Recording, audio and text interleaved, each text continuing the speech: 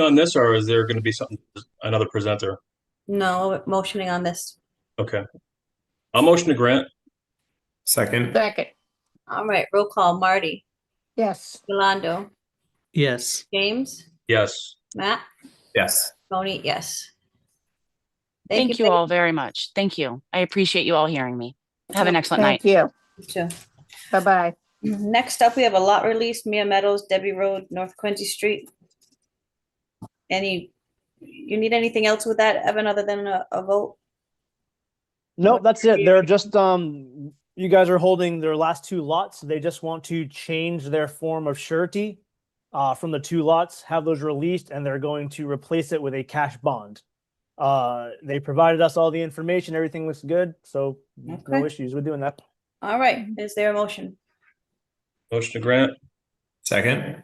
All right, Marty, Yes. Yolando, Yes. James, Yes. Matt, Yes. Tony, yes. Thank you. Moving on along to Fairground Zoning Overlay District. Who's presenting? Is this just information? We're not voting on this. Should be somebody here. Whoever. Oh, there we go. Jim Burke. Let's move him over.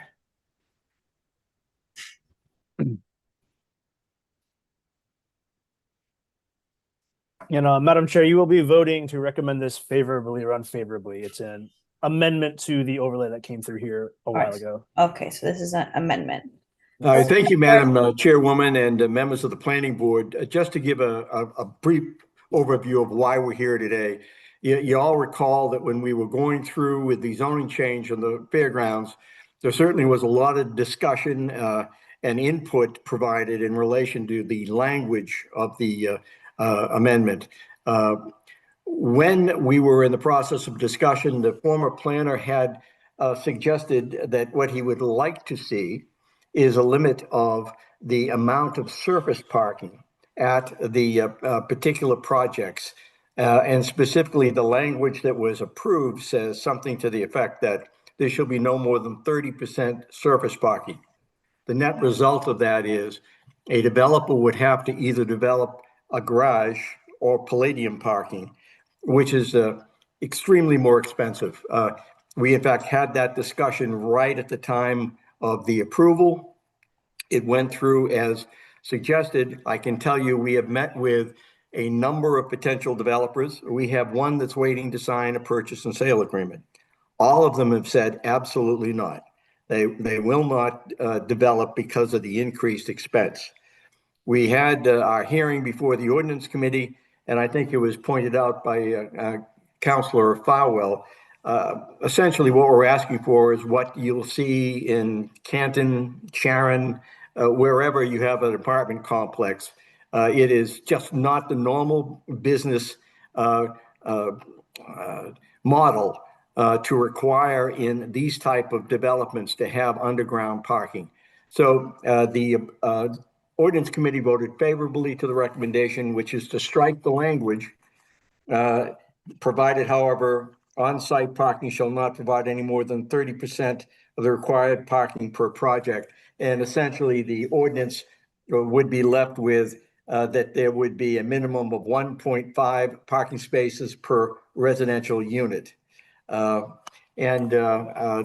would ask that you provide a favorable recommendation to that change. I believe it's ready to go to vote to the City Council on the 27th. Thank you. Happy to answer any questions. It's clear enough for me. Questions from other board members? Yeah, Madam Chair, I just have one. Jim, on the parking, just to clarify, obviously, it gets you out of the underground instruction and formation of that. However, on some of the tall buildings, is it going to be the 501 construction and parking underneath some of these buildings in the taller? Or that is entirely possible. And in fact, in discussions with Rob May, and as he elicited to the council when was asked about his opinion, he thought that the amendment could pass, and it would be likely that in each individual project there would be discussion with the planning board on how it would be best to proceed. So that is a distinct possibility. If it's a requirement, it becomes a non-starter, Mr. Sweeney. Okay, all right, just wanted to clarify on that. Thank you. Madam Chair, could I ask a question? Sure can. Attorney Burke, that would mean that we would decide on the individual development. Well, you are going to decide on in each individual project that requires site plan approval. Yes. But if you're blanket saying that there doesn't have to be underground, Oh, well, that's right. That's absolutely correct. We cannot really go forward with any developers if there's a requirement for underground parking. well, It I just understand. makes it uneconomic. I So get it. Thank you. Madam Chair, so if he can clarify, it's right now the requirement, each development needs to have underground parking, is what you're saying? 70% of the parking needs to be underground. It's crazy. Thank you for that clarification.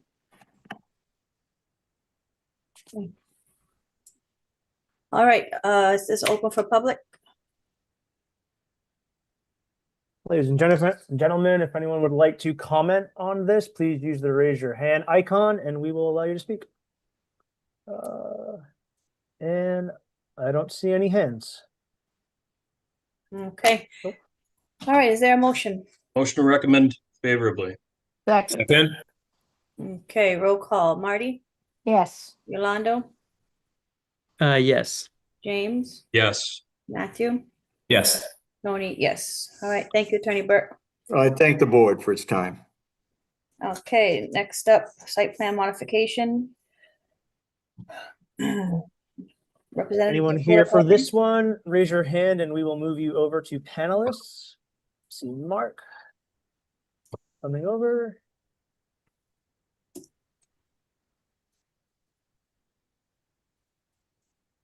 And Councilor Castro. I'll just move him over. Perfect. Hello, everyone. My name is Mark Plott with Dakota Partners. We came in front of you back in 2023, December 2023, where we made a modification to an original approved project. At that time, we were looking to do 27 out of the 83 units as for sale units for the project. This was a first-time home buyers program that the state has. And you guys approved that. And from that, we then put in our applications, going through the application process. Last year, from our application that we submitted to the pre-app, which is in November of each year, the state informed us that they didn't have the funds to support that portion of the project. So unfortunately, it was a very successful program, the first time home buyers program. But we were unlucky in the sense that our project was a combined project, affordable and first time home buyers program. So with that said, we were denied going in for our application that year. So that's why I'm coming back to you this year, looking to modify the 27 units because all indications so far that the funds are not available. And so in doing so, I submitted a letter to change the units to affordable, which had a larger range of AMI for that. I've gone ahead and made changes to the plans, which I've submitted to the planning department. If you would like to see those, I have them. I can show you those architectural plans. The exterior really doesn't change all that much. There will be some window locations that will change, but the overall design is still intact as a project. So what were the modifications? The modifications was interior to the unit layout because of the original for sale units. On a handful of them, I want to say it might have been a dozen or so, they were 2 stories. They took up 2 floors. So once you can't really do those as an apartments. It just it takes up a lot of room and plus the unit mix doesn't work with the state application. So I had to make changes to the interior layout so it met the state requirements for the application. Okay. Question from other board members? It's Yeah, open. I've got a question, Madam Chair. So Sure. are we reverting back to what the originally was? I know there was a couple of changes in this project. So is it essentially going back to what was presented originally?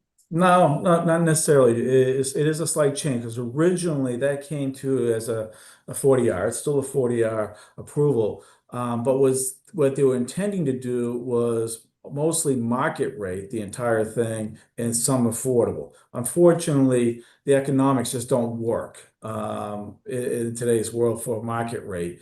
So what we had to do is a modification to it. It's an affordable project, but it has a larger AMI in the sense it goes up to, I want to say 100.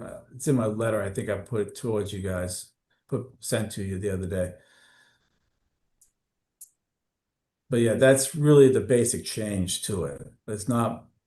So what would be the requirements of this, as a renter? Or I know there's different classifications of affordable. So if you could just, detail what the description is of this affordability, I think that Yeah. would be beneficial. Yeah, it definitely, individuals have to qualify. So each person will have to submit their financials to qualify because it goes from a various, say, a 60% AMI up to 100 AMI. So you have to put in, your qualifications into it. So you go through a process of being screened to see if you qualify for the units that you're looking to rent. If it's a 1-bedroom, 2-bedroom, or a 3-bedroom unit. Okay, and does that go when you apply? Are you applying through the state? Through the state, yes. Yeah. The state will dictate all this later on as we start going through the process with our application and looking at basically our capital stack. How much can we make it work? What do we need to put into it? And then they'll, work with us on what they're looking for. Okay. Is there any minimums on that, on the requirements? When you say For minimum, as far as qualifying? I think they might go down to a 30% AMI in that respect. 30 to up to 120 is usually the range that I've seen. And do they have, certain blocks for how many units that can be? Or, or could the whole building be that? No, the whole building can't be that. I mean, it varies based upon the size of the units, the number of 1s, 2s, and 3s, and then they'll qualify how many for each one based upon, this being Brockton, you're in the Boston ASM, so you're in an area which is a much higher financial wise for people living in this area. Okay. But yes. All right, that's all I have. Thank you. Yeah, anytime. All right. Any other questions from board members? All right. Open for public. Members of the public, if anyone would like to comment on this, please raise your hand and we will let you speak. I see Councillor Thompson with his hand up, so let's see. And Councillor Thompson, you should be good to go. Hi, good afternoon, everyone, or good evening. Jeff Thompson, Ward 5 City Councilor. I just want to speak briefly on this petition. Although I'm the Ward 5 Councilor and this building is in Ward 2, I've been working with Dakota on the development of this project for the last few years.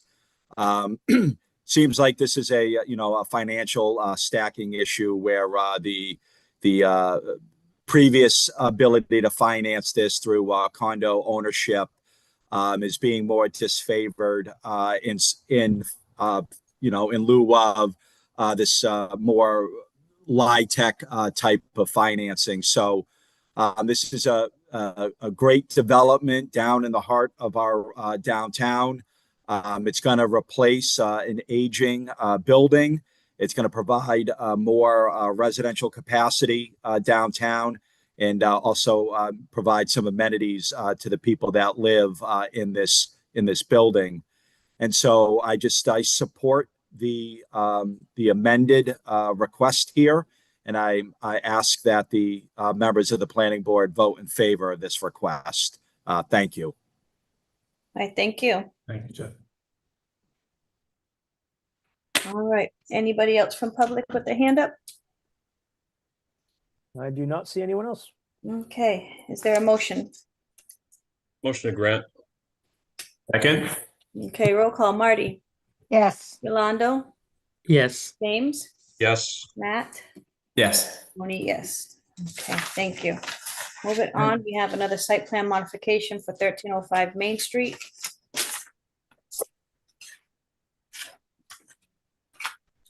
Scott Scott here. is coming over. And Attorney McCluskey. Oops. Also coming over. Anyone else, Scott? Just you and Attorney McCluskey? I believe Attorney McCluskey is probably out there waiting for you, Evan, I would think. Yeah, I sent him over. He should be coming over. No one else, though. Just you two? I believe so. Okay. All right. Thanks, Evan. Good evening, Madam Chair. Good evening, board members. Scott Farrier from Holmgren Engineering, along with Attorney John McCluskey for Teen Challenge. As you folks, I'm sure recall, we had a kind of a long-standing site plan process with the planning board, and we ultimately received planning board approval on March 6th. And your approval had your standard conditions, had one special condition, was that an easement that we were obtaining from 30 Clifton Ave to allow the drainage to properly flow from Clifton Ave over to our property. Your condition was that that easement be reviewed by city staff and recorded at the Registry of Deeds. Since then, we made a change to the site where that easement was no longer needed. So we submitted revised plans that I will attempt to share, Madam Chair. And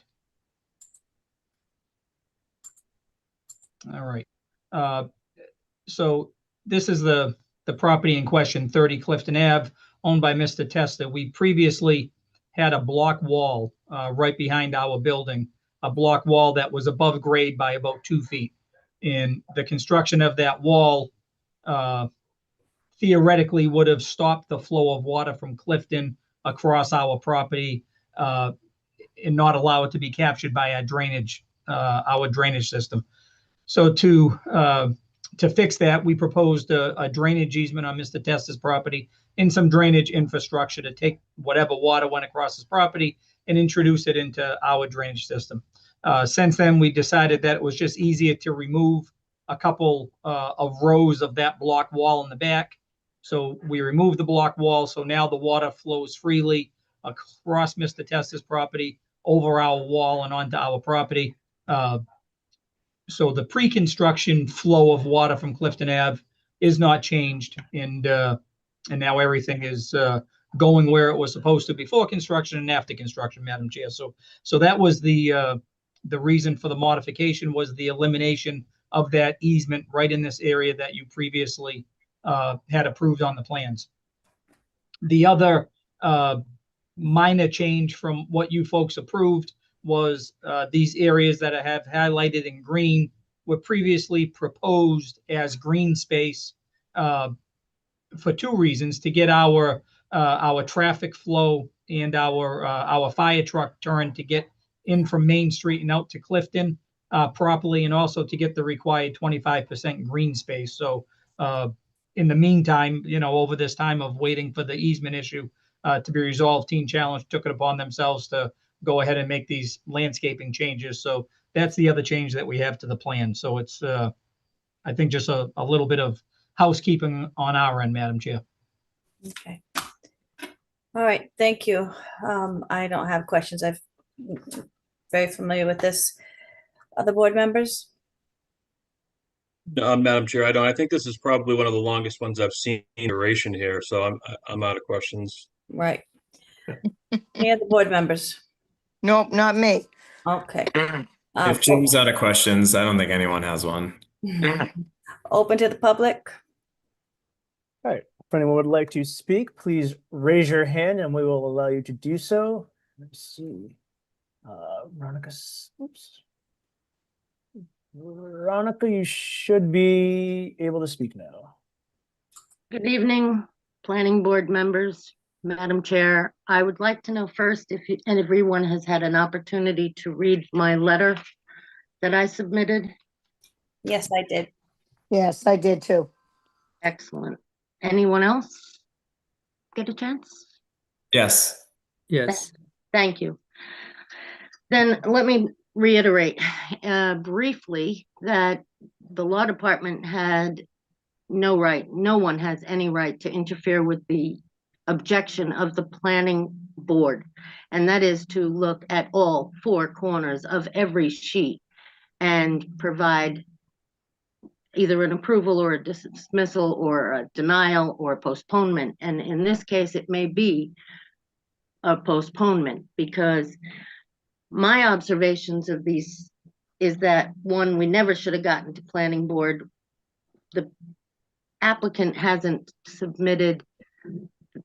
been through all of the criteria to qualify for an audience in front of the planning board.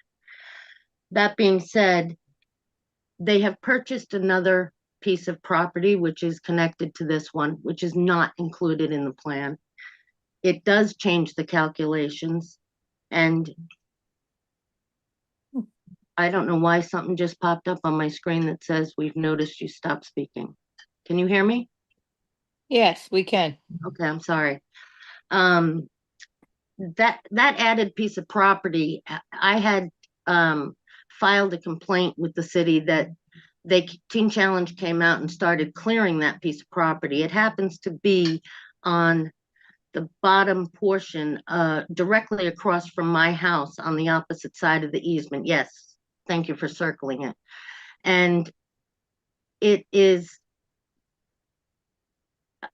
under review, or at least been asked to be reviewed, but by the Conservation Commission. In other words, and I've asked Kyle Holden to be here so that he can speak clearly. I don't want to mislead or confuse anybody. But that being said, I'll leave that portion to Mr. Holden if you have any questions. In regards to Mr. Testa's property, I complained numerous times to the building department, who seemed to be refusing. They're refusing to do their job. That wall being removed and the landscaping that was done and the fill that was brought in on top of what was done has changed the topography of Mr. Testa's property even further. And Scott says the wall was lowered. I have pictures, and it was eliminated. I don't know how much more stormwater I can learn about, but you don't continue to flatten things and expect water to run.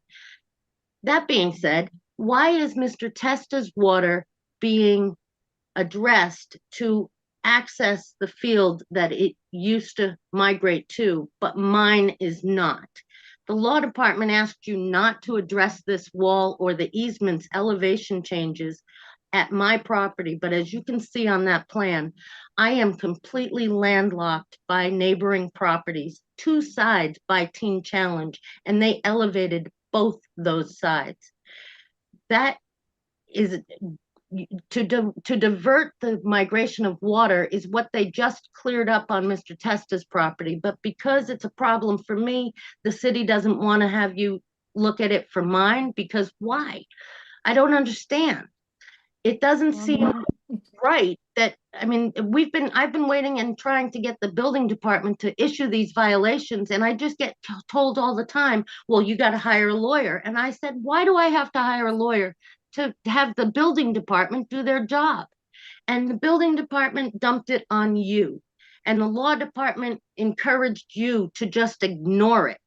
It's not right. It's not your job. Your job is to do everything you see there has to be scrutinized. On top of that, we have looked at the numbers and they don't add up. Mr. Ferrier's land survey calculates the two strips that are recorded as W twice in the document. Twice they're listed. He adds them as X, Y, and Z. And I don't know how he came up with the idea that he owns 474 square feet of my front yard with that tiny little strip that calls Y. So when you take away X, Y, and Z, because they're already calculated, they have 24.15% of green space. And that's if their other numbers are accurate.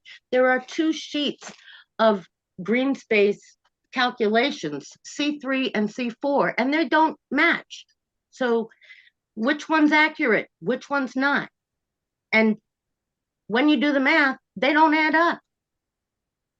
And I know that is part of what you're approving, and it is part of what they're required to do. In addition, they have the parking spaces 89 and 90 in front of an open mechanics shop with an overhead garage door and a lift. And Mr. May, I spoke to last week before he left, said he was going to have to follow up on it because he sent my email with the photos to the building department. And because it was not part of the planning board anymore, he didn't follow up on it, but he said he would. I don't know where that is at this moment. I can't get the building department to respond to my FOIA asking for all the complaints that have been filed against Teen Challenge. Mr. Forte said he would get them to me, but he never did. Parking space number 91, located at address number 1279 Main Street, is half on a sidewalk, blocking two entrances. The number 88 is the one in front of the woodworker shop. You can with a front overhead garage door. So you're back down to calculating how many spots you've got.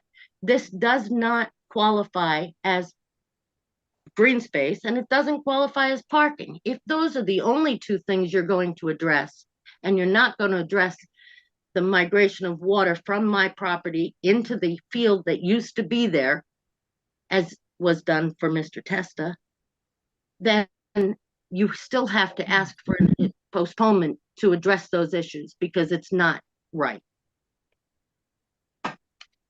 And I do appreciate you letting me speak. So Evan, do you have any plans or photos or something to show what she's speaking to as far as the parking spaces in front of the mechanic shop's garage and lift? And I do not, but Scott, if you can go to the parking, if you just point them out, the ones that she was talking about. Yeah, I on mean, the plan here, just so we can orient ourselves. sure, I certainly can, but we're allowed to park in front of a shed or a garage door on our own property. There's nothing, it's nothing different than parking in front of your house. So I don't think that's necessarily an issue. I'm trying to get to it. Bear with me, please, folks. you're right. So what about where she referenced it's one of the spots is hanging off into the sidewalk? I don't know, space number 96 right here. It's clearly on our property. I don't know, Madam Chair. I can't Okay. address every single one of them. Again, the spaces right here, 89 and 90, we can park in front of our building. There's nothing stopping us from parking in front of the building, anybody parking in front of the building. All the spaces meet the zoning requirements. The zoning is specific as to the placement of spaces, the size of spaces. I mean, you folks know, we've been through everything back and forth. This plan was specifically to address the fire truck access, which is now taken care of. So. All right. Questions from board members? Aye. Okay. Anyone else from public? Evan? Do not see anyone else's hands up at the moment. Mrs. Stevens would like to speak again if you would like her to. Oh, it looks like Councilor Nicastro would like to say something. Good evening. Mrs. Stevens is correct that when you approve a plan, you're approving everything on the plan. So look at all the moving parts of this plan. It doesn't look like a one night only kind of thing.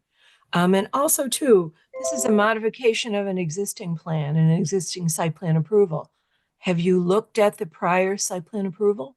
Was that in your packet to do all of this? Mistakes get made when we move quickly. And so I just want to make sure that you're doing everything you're supposed to do and before making this approval. In addition to this, her comments about her own property versus Testa's property, I think are really valid, and I'm not sure there's anything you can do about it. It is probably a private matter, but it is worth you thinking about because you're going to be part of the problem in approving this. So that's all I really have to say right now. Thank you. Chairman, I don't like to speak too often, but I do have a few words if I could. Sure. This has been going on for a long, long time. In my estimation, it's like beating a dead horse. But probably a year ago, there was a meeting that we declined to attend at the mayor's office. And I believe Councilor De Castro was there, Veronica was there, other people were there, building department, law department. And the mayor directed the building department to conduct an investigation. And they did that. I spoke with Bill Fort after he completed his investigation. And contrary to what Veronica stated tonight about issuing violations, the building department is totally satisfied with what has happened here, has found no violations, no problems, and considers the matter closed. I don't know who else has talked with Bill Fort, who conducted this investigation, but he's a very thorough guy.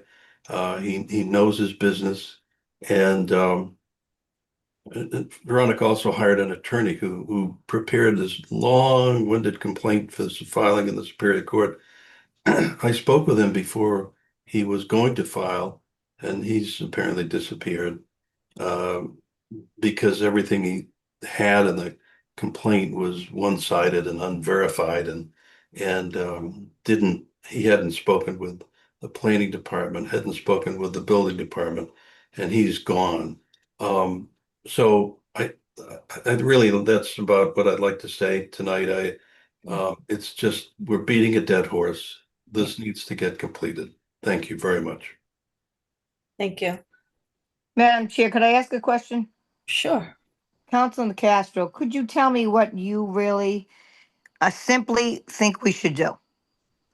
We're being asked to vote on a modification, but we're not being asked to vote, to my knowledge, to all these other things. So how do we make it right? How do we get this done and moved on? You're on mute.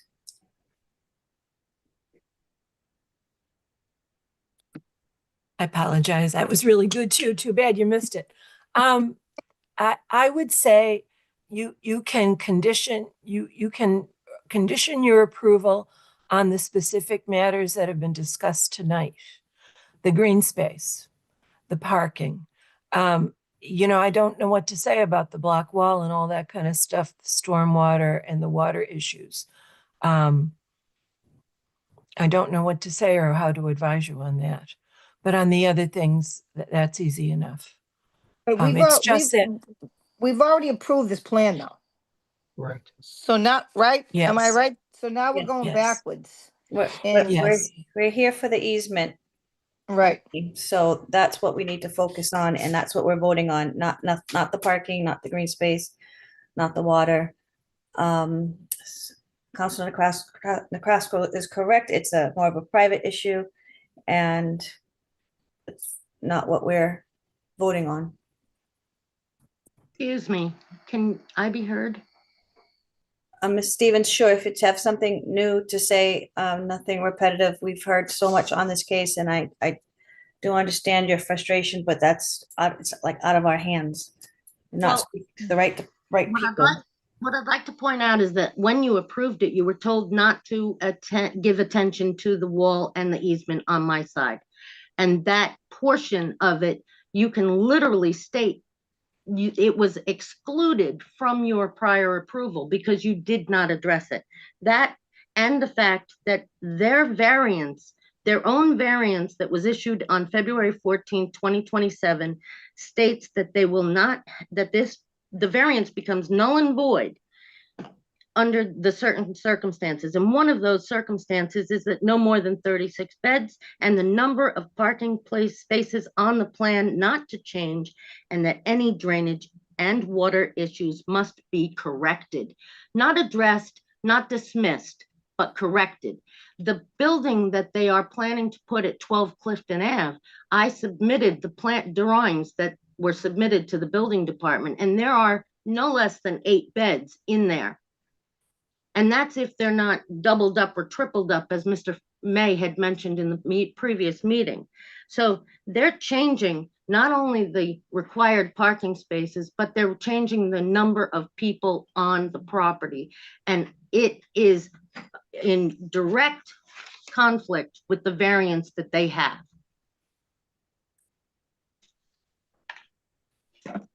That's not what's before us tonight. That's not what's before us. So I don't know who needs to take that part up, but it's not for this agenda. Oh, it's probably a building commissioner who'll do nothing. I'm very sorry if you feel that way, but you can't think that we can do something. It's not what we're here for tonight. Agreed, and that's why nothing should be before the planning board that hasn't jumped through the hoops that are set up to protect the planning board from voting on something that's not prepared properly. Stormwater hasn't been done, the variance hasn't been addressed, the water issue hasn't been addressed, the parking, the amount of people that are on that property is unknown, even to the fire department. I know that because I asked. I appreciate what the planning board is charged with doing, and I appreciate that this plan is so convoluted that it shouldn't be addressed, it shouldn't be approved. I will say the numbers don't add up. The green space 25% isn't there, and you have calculated my front yard. I'd like to know, Scott, does that look like 474 square feet of my front yard is Team Challenges? Those are your numbers. How do you explain it? Madam Chair, I'm not sure if you want me to spend the rest of the night addressing Ms. Stevens' comments. They've all been hashed out before. As you said, there's zoning issues, not planning issues. Right. You know, I can't address everything. The drainage has been addressed for 5 years now, was reviewed through tech review, through you folks, and was sent out to be reviewed by the city's peer review consultant Beta, and that wasn't good enough. I mean, at some point, it isn't just our professional liability, it's everybody else's. Everybody's reviewed it and has been okay with it. There's not much else I can say, Madam Chair. I understand. Any other hands up from the public, Evan? I do not see any, no. Okay. All right. With that said, is there a motion?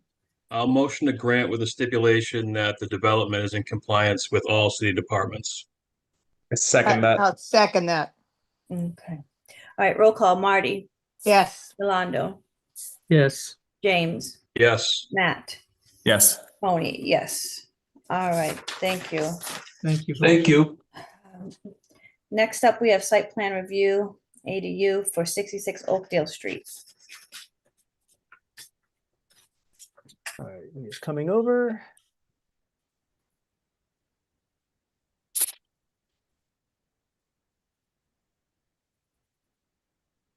There he is.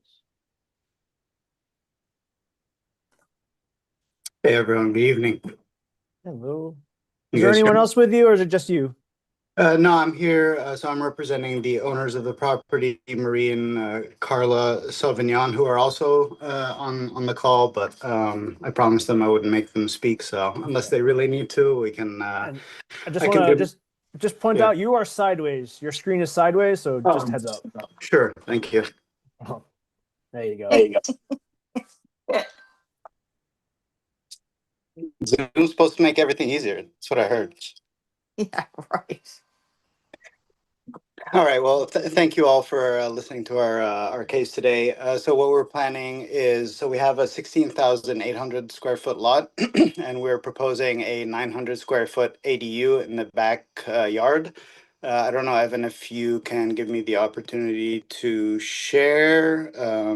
I can kind of share the plot plan. There are no variances. We're abiding by all the setbacks. We have green space going from 70.8% to 63.8%. Lot coverage is going from 12% to 19.1%. Again, like I mentioned, all the setbacks, all the front yards and side yards are basically staying the same because we're just adding the unit on the back of the existing house, basically. The only thing that is changing is now we have a rear kind of setbacks 30, but we have a rear kind of distance from the rear of the house to the property line of 71 feet, and we're shrinking that down to 40. Do you have a plan to pull up for us? Yeah. You should be able to share the screen. Oh, okay. Do you give it a try? Sure. Let me give it a shot.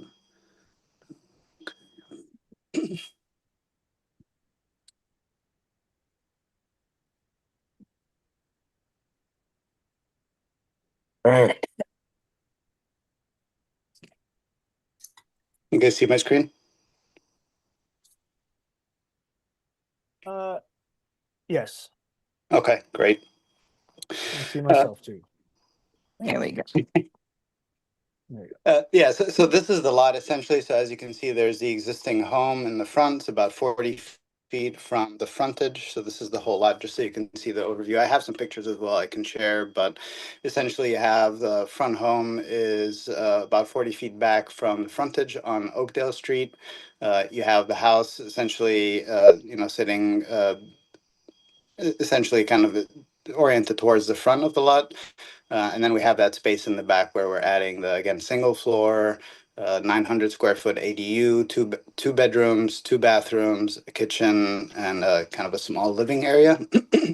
What we're proposing is to connect it to the existing home through essentially is going to be a deck in that little section between the two, between the existing home and the proposed ADU. And essentially is going to be a deck on the top, and then below that is going to be an insulated kind of stem wall, which is basically going to continue throughout the whole structure. So we will have a 4-foot stem wall as the kind of the foundation for the building with the slab on top, insulated slab on top, and that's where the flooring for the ADU will sit. And then all the utilities will go through that insulated space between two buildings under the deck structure that we're proposing. There's a deck there now, but it's in bad shape, so we're gonna redo that as well. During the tech review meeting, we also had a question around the ADU's parking. So we have essentially a driveway that's 2 cars wide, and essentially one side of the driveway, which will essentially fit 3 tandem cars, will be dedicated to the ADU, and then the one on the left will be dedicated to the existing home, the main home. I also just want to point out, and Carla and Marie can jump in, but I just want to point out that this is, even though it is technically an ADU because it has a kitchen and it's a kind of a separate living, habitable unit, it's not something that's going to be rented out. There's not going to be any tenants in here. This is, solely going to be used by the family for Carla to live near the family, move a little closer to her mom and her sisters who live there now. All right, thank you. Sure. Questions from board? Madam Chair, I just want to make a comment. I think these new ADUs are the coming thing. and I think they're great, keeping families together, and elderly folks can live with their families and still have something separate. So I think it's great. Yeah. I'll second that, Marty. Mm-hmm. All right, is this open for public? Let's see, ladies and gentlemen, if anyone would like to speak, use the raise your hand icon and I will allow you to do so. And it looks like we have one that would like to say something. You should be good to go. Hi, thank you to the planning board. My name is Carla Silvione. I'm representing the family for the ADU at 66 Oakdale, and Amber is correct. It is for our family to stay close to one another. There's ample parking. It's a huge driveway, and we definitely wanted to consider something like this for our parents, and we have been in this home for almost 25 years and plan to continue living there for a long time. And so when we saw the ADU news article come out, we had considered it prior, but seeing that article, seeing that it was making it a bit easier, this is when we contacted Amber and said we wanted to do that.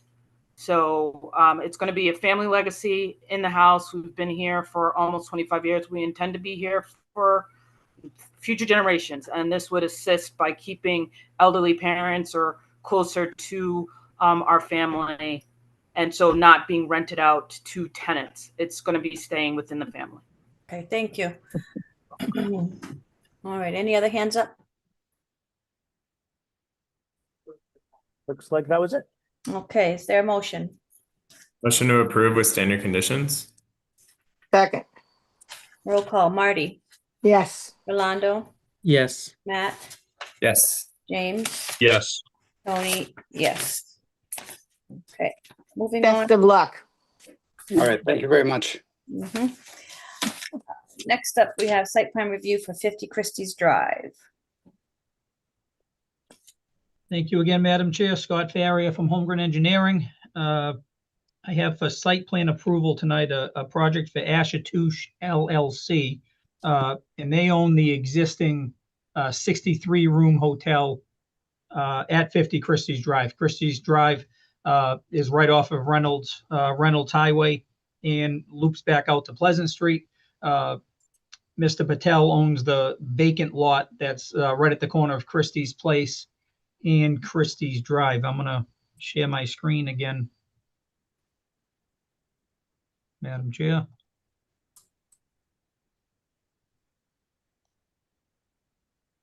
All right. So here's the existing facility. It's a existing hotel, 63 rooms, parking area, mostly in front of the existing hotel, vacant lot off to the side between Christie's Place and Christie's Drive. Hotel was constructed a little more than 20 years ago with a substantial drainage system that I'm highlighting right here in front of the building and also on the side of the building. And at the time the design was done, looking at developing the lot next door as an addition to the hotel. So the drainage system was over-designed so it would be able to handle a future development. That gets us to today's plan, Madam Chair, where we have a 40-room hotel addition along with a 40-space parking addition. We'll still be using the same entrance off of Christie's Drive. You'll just have the option of going to the left or going to the right. The main entrance to the hotel will still be where it is now. The building overhang and the drop-off area will still be the same. There won't be a main entrance into this hotel addition, so it'll really blend in and be accessed through the main hotel. We've gone to 2 tech review meetings and have addressed all of the concerns that the tech review members had. A couple of them we needed to show some EV spaces, some ADA spaces were added in front of the proposed hotel.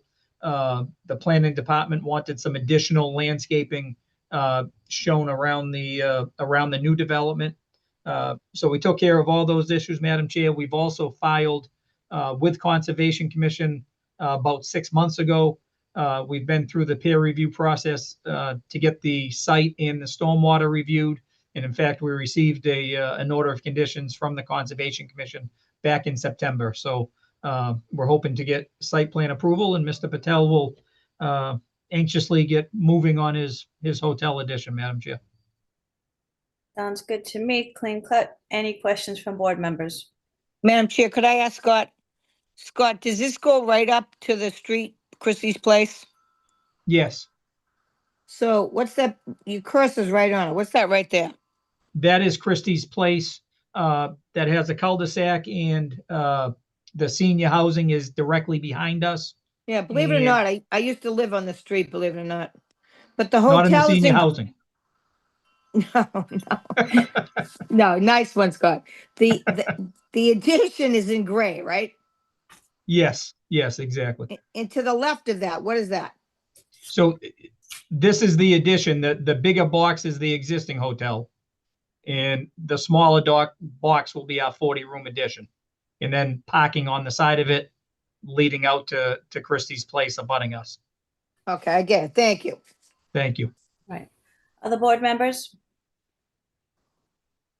Yeah, Madam Chair, I was wondering if Scott can tell us a little bit about lighting, and it looks like there's a sidewalk there, but if you can just like clarify if that's going to be an addition. I know that there is a sidewalk closer to the assisted living location.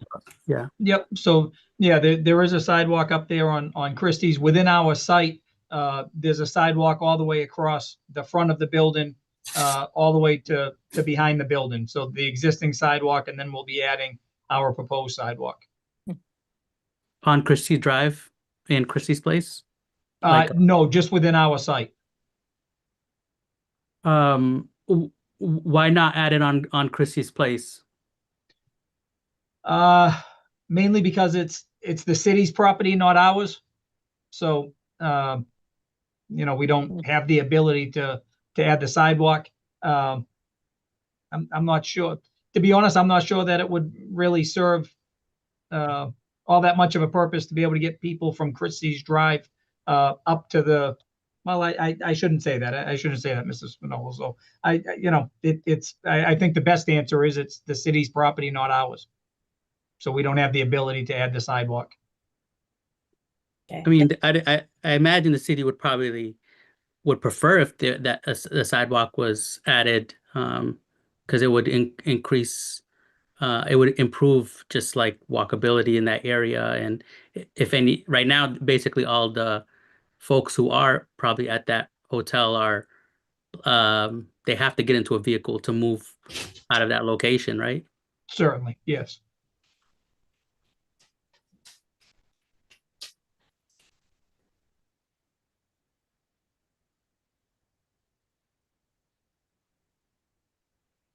Okay, other questions, board members? No, Madam Chair. Any hands up for the public? There is. All right. You should have the ability to speak now. Yes, I was wondering what the security is going to be on this hotel, because there's a lot of criminal activity with those hotels over there near the Westgate and the Christie Drive and stuff. I wonder if they're going to have security there and put up new security cameras in that area.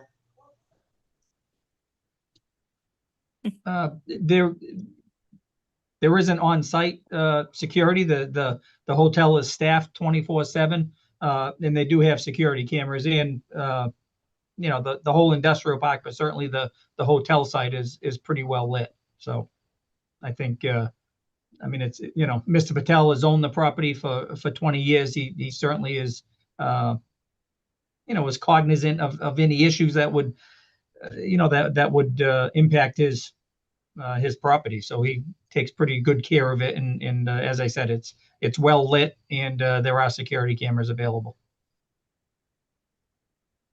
All right, thank you. Any other hands up? No, ma'am, that was it. Okay, is there a motion? Motion to approve with standard conditions. Second. Okay, roll call. Marty? Yes. Yolando? Yes. Matt, Yes. James, Yes. Tony, yes. Okay, thank you, Scott. All right. Thank you, folks. Have a good evening. Thanks, You Scott. too. Thanks, Scott. See you soon. Next, we have PMP Consulting for definitive subdivision on Bellevue Avenue. It continued, Madam Chair. Oh, that's the continued one, okay. All right. And if there is no other business, is there a motion to adjourn? Motion to Motion to adjourn. adjourn. Second. Roll call, Marty, Yes. Philando, Yes. Matt, Yes. James, Yes. Tony, yes. All right, thank you. Can I just jump in? Thanks, everybody. We're gonna need one of you guys to come in to sign that A&R that you approved today. They will probably be harping on someone to do that soon. Just putting it out there. Just one signature? It should just be one, yeah. Okay. Who can go? I will try to, I gotta look at my schedule. I can't answer right now, but I will, I could let you know tomorrow. yeah, okay. That's fine. I just know they're gonna be on us to get it endorsed. I can go. I can go Friday, but that's the earliest I can go. That's probably fine. All right. So, Jim, if you go before that, just let me know. Okay. All right. Thank you. Board members. Good Thank evening. you, guys. Bye. Thanks, everybody. Night now.